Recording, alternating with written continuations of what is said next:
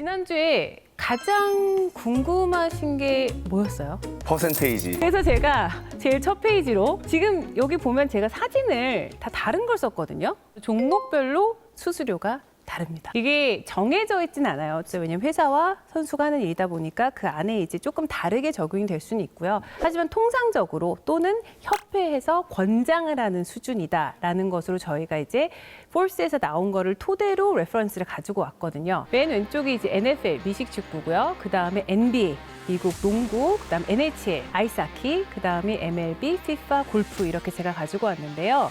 MLB 경우에는 통상적으로 5%가 맞아요. 3%를 받는 에이전시들도 있다고 들었고요. 우리나라 같은 경우도 KBO도 현재 권장은 5% 이하라고 되어 있어요. 그래서 보통 3%에서 5%를 가장 많이 받고 있고 NFL 같은 경우는 건당으로는 굉장히 높은 편이에요. 미식 축구 같은 경우는. 그래서 3%를 통상적으로 받고 있고요. NBA는 4%, NHL은 3에서 5, MLB도 제가 알기로는 3에서 5인데 5가 더 많다고 알고 있고요.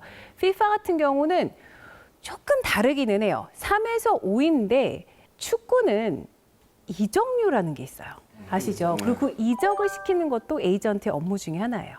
우리나라에도 야구에도 분명히 그렇게 이적을 할 수 있는 뭔가가 있다면 사실 FA밖에 없는데 FA가 되기 전에 팀을 옮기는 걸 뭐라고 하죠? 트레이드. 트레이드죠. 트레이드에는 통상적으로는 금액이 없습니다. 그리고 트레이드를 할 때는 대부분 선수와 선수 맞교환이 많고요. 하지만 우리가 축구 같은 경우는 이적이라는 걸 굉장히 이야기 많이 하잖아요. 그래서 이적료가 얼마. 이게 굉장히 오래전에 예전에 이 이적에 대해서 소송을 하다가 결국은 이제 선수 측이 이겨서 결국 이적이라는 시장이 굉장히 자유롭게 된 거거든요. 그래서 이게 하나의 사업으로 자리를 잡게 된 게 FIFA예요. 지금 저희 같은 경우 당연히 KBO에서 갑자기 MLB로 보낼 수 없잖아요. 이적료 받고. 포스팅이란 절차를 거쳐서 FA가 7년 차가 되면은 신청을 할 수 있는 룰들은 있지만 사실상 이렇게 마음이 맞았으니까 이적시킬 게 이게 없거든요. 그래서 FIFA 같은 경우는 선수한테 받는 경우도 있지만 에이전트라고 부를 때 다양한 종류의 에이전트가 있어요. 선수와 구단사에서 이적만 하는 전문 에이전트들도 있고요. 그 구단만 전문으로 또 하는 에이전트들도 있고요. 매치 에이전트라고 해서 경기만 해서 성사를 시켜서 어느 나라에다가 스폰서십 받고 이런 우리나라에서도 사실 에이전트 역사가 가장 길다고 할 수 있는 건 축구예요. 보통은 3%에서 그럼 5% 사이인데 골프 왜 저래? 손도 훨씬 많이 가고요. 인건비도 훨씬 많이 들고 예전에 골프 에이전트가 저한테 그런 얘기를 하더라고요. 대표님 너무 부러워요. 뭐가 부러우세요? 했더니 그래도 선수들이 경기를 뛸 수 있잖아요. 그리고 어쨌든 월급이 나오잖아요. 최소 연봉이나 최저 연봉이라는 것이 리그에서 정해져 있고요. 그 연봉은 사실 에이전트의 노력으로 받는 게 아니에요. 그래서 저기를 보면 골프 같은 경우는 수수료가 조금 높은 편인 이유는 이 유치를 하는 어떤 부분이나 그리고 그 관리를 하는 데 있어서 계속해서 스폰서 관리를 해야 돼요. 먼슬리 리포트라고 해서 이 선수가 패치는 잘 달고 나왔는지 그리고 그게 잘 보이는지 사진은 얼마나 찍혔는지 노출은 얼마나 됐는지 또 기사는 얼마나 나갔는지 어떤 이슈가 있었는지 이런 거 등등을 다 정리를 해서 리포트를 또 보내드리고 업데이트도 해드리거든요. 그래서 사실 어떻게 보면 에이전트라 해서 마케팅적인 부분도 굉장히 많아요. 세계적인 에이전트들을 좀 소개를 해드리려고 하거든요. 미국 시장이 사실 가장 좀 이해하기가 쉽고 또 스포츠 리그가 가장 유명하다 보니까 제가 이제 미국 시장을 좀 예를 들어 드릴 텐데 과연 얼마나 벌까? 저 퍼센테이지로. 스캇 보라스 연간 수수료 2,444억. 근데 재미있는 거는 저분의 회사는 딱 한 종목밖에 안 해요. 야구만 하세요. 저희 선수로 예를 들면 류현진 맞아요. 선수가 네, 예전에 박찬호 네. 선수, 그리고 추신수 선수. 한국에서도 가장 유명하신 분 중 한 분이죠. 제가 보면 지금 미국만 갖고 왔지만 사실 이제 해외에 보면은 되게 유명한 뭐 멘데스라는 또 축구 에이전트 예전에 호날두나 이렇게 하는 그분들도 이 정도 버시거든요. 더 버실 때도 있고. 그래서 워낙 지금 뭐 규모 보시면 아시겠지만 계약 총액이 작년에 기록했던 게 4.9조 원입니다. 전 세계에서 가장 유명한 에이전트 중 한 명이고요. 보면은 한 에이전트가 사실 여러 종목을 하는 경우는 흔치는 않아요. 네.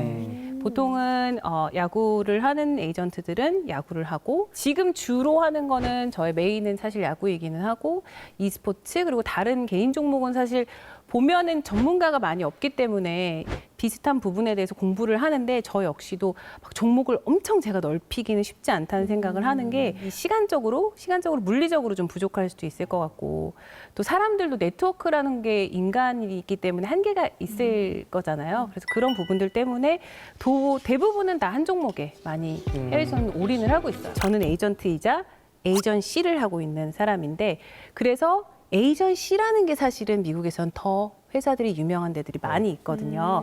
그래서 저희가 알아봤을 때 제일 유명한 이제 에이전시, 가장 이제 돈을 많이 번 에이전시 순서대로 제가 좀 조사를 해서 가지고 왔거든요.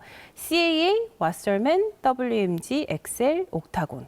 아까 봤던 보라스는 6위에 있어요. 한 종목만 하기 때문에 다른 종목을 보면 중간에 제가 그래서 키스포츠라고 알려드렸는데요. CAA 같은 경우는 풋볼, 바스켓볼, 하키, 베이스볼, 서커. 축구까지도 다 해요. CAA가 최근에 우리나라에서 또 굉장히 유명해진 이유가 있어요. 손흥민 선수. 그리고 또 유명한 선수죠. 오타니 쇼헤이가 있는 회사로 매우 유명해요. 여긴 단순히 선수들만 하는 게 아니라 마케팅도 굉장히 활발하게 하고요. 스폰서십. 그러니까 우리가 생각하는 뭐 단순히 선수들 스폰서십뿐만 아니라 보통 이제 구단들 가보면 막 구단들의 패치도 붙이고 또 그 바깥에 뭐 있고 네이밍 스폰서도 하고 굉장히 많잖아요. 그리고 뭐 예를 들면 엄청나게 큰 뭐 F1 대회. 싱가포르에서 열리는 F1 대회 같은 경우도 CA에서 주최를 하는 거거든요. 그래서 정말 다양한 우리가 알만한 엄청나게 많은 스포츠 이벤트 마케팅도 하고 있는 이제 어떻게 보면 정말 종합 에이전시죠. 에이전트라는 직업이 가끔은 좀 슬픈 거는요. 저는 선수들 전화를 받을 때 장난을 칠 때 그렇게 받거든요. 안녕하십니까 고객님 이러고 받아요. 고객은 어떻게 해요?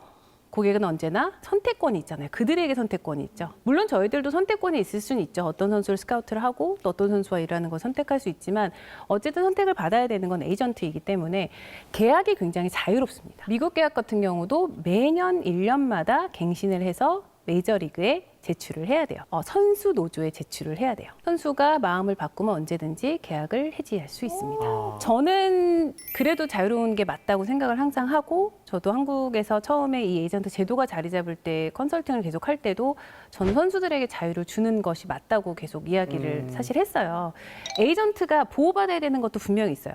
어느 정도 계약이 다 성사가 됐는데 갑자기 해고를 한다든지 보호받는 기간은 분명히 있어요. 딜이 시작이 됐는데 해고를 한다든지 이러는 건 안 되고요.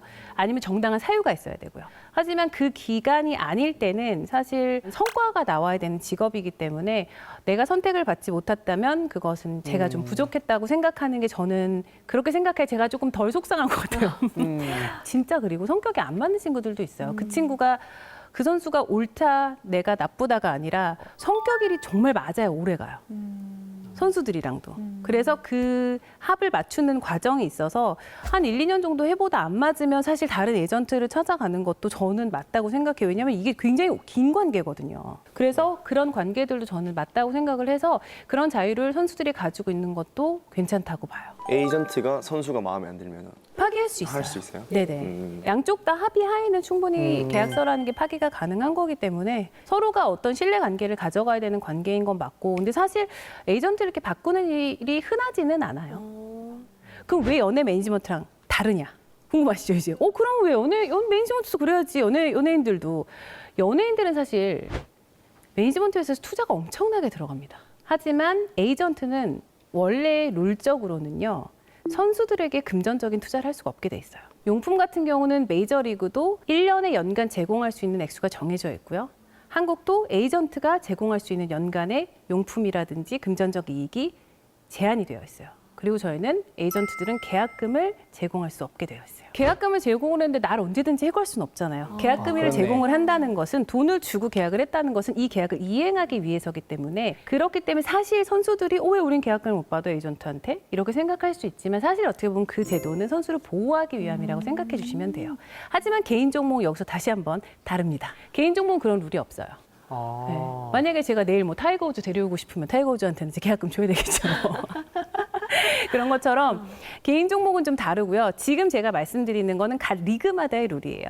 MLB와 KBO의 경우에는 그렇게 계약금을 제공하지 않고 1년 단위로 매번 갱신을 계약을 하게 되어 있어요. 난 그냥 에이전트만 하고 싶어. 누가 회사 운영해주면 그냥 에이전트만 하면서 지내고 막 선수들이랑 이렇게 막 얘기하고 선수 관리하고 이런 게 너무 좋더라고요, 저는. 그게 정말 잘 맞나 보다. 잘 맞아요. 네.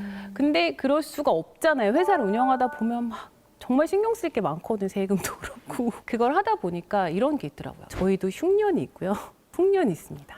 어떤 해에는 좋은 선수들이 몰려서 많이 나와서 몇백억의 규모의 계약을 몇 건씩 할 때도 있지만 또 어떤 해에는 사실 다 합해도 정말 막 그 전에 막 계약 규모의 막 5분의 1도 안 나오는 해도 사실 있어요. 그렇겠네요. 그게 코로나 때는 사실 엄청 어려워질 거라고 했지만 프로야구 FA 시장은 사실 괜찮았었어요. 근데 그 전에 굉장히 활발하다 한 해에 아까 안치홍 선수의 저희가 뮤추얼 계약을 얘기했던 그 해가 오지환 선수, 안치홍 선수 이렇게 몇몇 선수가 나왔을 때가 사실 FA의 이 한 10년의 역사에서 가장 힘들었던 해였거든요. 그 해가 사실 스토브 리그라는 드라마가 그때 했어요. 제가 그걸 본방을 다 봤거든요. 내가 그걸 왜 집에서 보고 있는지 내가 그때 저의 스토브리그라는 드라마에 저한테는 어떤 느낌이었냐면 내가 저기에 나오는 저 사람들처럼 바쁘게 살아야 되는데 내가 집에서 왜 드라마를 이 본방을 다 챙겨보고 있나. 그럴 만큼 그때 일이 제가 많이 없었어요.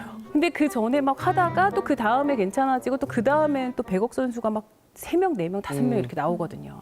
그거는 구단분들도 저희도 선수들도 사실은 예측이 굉장히 불가하거든요. 갑자기 어떤 해에는 공격적으로 투자를 하시고 싶으실 수도 있지만 안 하는 게 잘못은 절대 아니거든요. 결국은 이 시장에서는 결국 이게 선수들이 물건은 아니지만 수요 공급은 무조건 맞아야 되는데 수요가 그때 갑자기 뚝 끊겼어요. 그래서 필요한 게 뭐다? 인내. 공식적인 제도가 있는 리그가 KBO, FIFA 그리고 LCK입니다. LCK는 리그 오브 레전드. 지금 에이전트 제도가 생겼고요. 보면은 이게 2023년도에 변화가 꽤 있었어요. KBO는 2028년도에 공인 선수 대리인 제도가 도입이 됐고요. FIFA는 올해 FIFA 에이전트 제도가 부활했습니다. FIFA는 이제 글로벌에서 다시 아마 에이전트의 그 제도를 부활을 시키면서 교육도 하고 그러는 걸로 알고 있고요. FIFA 같은 경우도 영어로 봐야 돼요, 지금. 그래서 국내에서 활동을 하려고 해도 FIFA 에이전트 자격증을 취득을 해야지만 축구 에이전트로 활동을 할 수가 있어요. 지금 제가 놓은 3가지는요. 우리나라에서 활동을 하기 위해서 공인 에이전트가 필요한 종목을 적어 놓은 거예요. 지금 현재 뭐 농구나 뭐 배구나 다른 종목들은 에이전트가 허가돼 있지 않습니다. 공식적으로 통과해야 되는 시험이 있고 그 시험을 통과하고 원서도 내야 되고 뭐 금액도 소장을 내야지만 자격증이 발부가 되는 그래서 공식적으로 선수의 대리인이라고 말할 수 있는 자격을 주는 리그입니다. 골프, 테니스 이런 건 상관없어요. 개인 종목이기 때문에 전혀 상관이 없고 팀 종목에 한해서는 아직 뭐 우리가 유명하다고 우리나라에서 많이 하는 농구나 배구 같은 경우는 대부분의 선수들이 에이전트가 없이 활동하고 있어요. 공식적으로 제도가 이렇게 도입된 지는 우리나라가 얼마 안 됐어요. 그래서 그 수많은 직업 중에서 이렇게 이야기가 많이 모를 수밖에 없는 부분이 제도가 공식적으로 이렇게 된 지가 얼마 안 됐기 때문에. 그래서 KBO를 제가 간단하게 얘기를 드리면 좀 비슷하기는 해서 간단하게 말씀을 드리면 KBO 같은 경우는 공인 신청을 먼저 하고요. 우선 자격 심사를 합니다. 심사를 하고 나면은 이제 시험 보세요라고 알려주시거든요. 그럼 시험을 봐야 돼요. 시험이 꽤나 까다로워요. 과목이 꽤 많아요. 1과목, 2과목, 3과목, 4과목 안에만 보셔도요. 뭐 대리인 규정, 대리인 계약서, 뭐 규약, 그다음에 협정서, 리그 규정, 뭐 상벌위원회 규정, 배트 공인 규정, 국가대표 운영 규정, 프로스포츠 도핑 규정, 국민채용진흥법, 계약법 등을 다 알아야 돼요. 그래서 이 4과목을 다 꽈락을 하면 안 돼요. 무조건 60점 이상을 받아야 돼요. 모든 과목. 그래서 전 사실은 나머지 과목 잘 본 것 같은데 마지막 4과목 계약법이 좀 어려웠어요. 생각보다 주관식도 있고 그래서 좀 어려워요. 그래서 MLB랑 좀 다른 거는 뒤에서 나오는데 MLB는 오픈북이에요. 그래서 책을 다 정리를 해가서 저희가 공부를 해서 볼 수가 있어요. 왜냐면 양이 너무 방대하기는 해요. 그래서 저 같은 경우 라벨 다 해놓고 이제 그 자리에서 근데 내용을 알면 금방 찾아서 볼 수 있어요. 그러니까 외울 필요는 없다. 그래서 제가 이제 이 KBO 시험 생길 때도 이제 컨설팅 저도 이제 했으니까 그때 계속 오픈북 해달라고. 근데 이번에 e스포츠도 외워야 되더라고요. 매 2년마다 다시 심사를 받아야 돼요. 근데 2년마다 시험을 보실 필요는 없어요. 아까 제가 얘기했던 2023년도에 신설된 LCK e스포츠 롤 경우에는 2년에 한 번씩 시험도 다시 봐야 된다 해서 계속 지금 또 그것도 사실 이거는 홈페이지 가시면 다 있어요. 그래서 KBO 공인 대리인이 되시고 싶은 분들은 선수협회 한국 프로야구 선수협회에 문의를 하시면 되고요. 대부분의 에이전트는 선수협회 주관이 많아요. 근데 이건 주관은 다 다르기 때문에 문의를 하셔가지고 거기에 문의를 하시면 상당히 친절하게 알려주시니까 되는 방법을 알려드릴 거고요. MLB가 사실은 굉장히 비슷해요. 근데 다른 점이 딱 두 가지가 있는데 가장 크게 다른 점은 미국은 자격증이 2가지 종류가 있어요. MLB에는. 하나는 제너럴이 있고 하나는 리미티드라고 있는데 한 자격증은 모든 활동을 할 수 있어요. 리미티드라는 자격을 따게 되면은 이거는 선수의 계약을 담당할 수는 없어요. 선수의 계약과 협상을 담당할 수는 없어요. 구단에 들어가서 계약하는 건 안 되게 돼 있어요. 에이전시들이 많잖아요. 그러면 계약을 담당하는 사람도 있지만 아닌 사람들도 많이 있기 때문에 그 사람들을 구분을 하기 위해서 2가지 다른 그 자격을 주어지게 됐어요. 미국은 자격증을 먼저 주지 않고요. 40인 로스터라고 하는 메이저리그 로스터가 있거든요.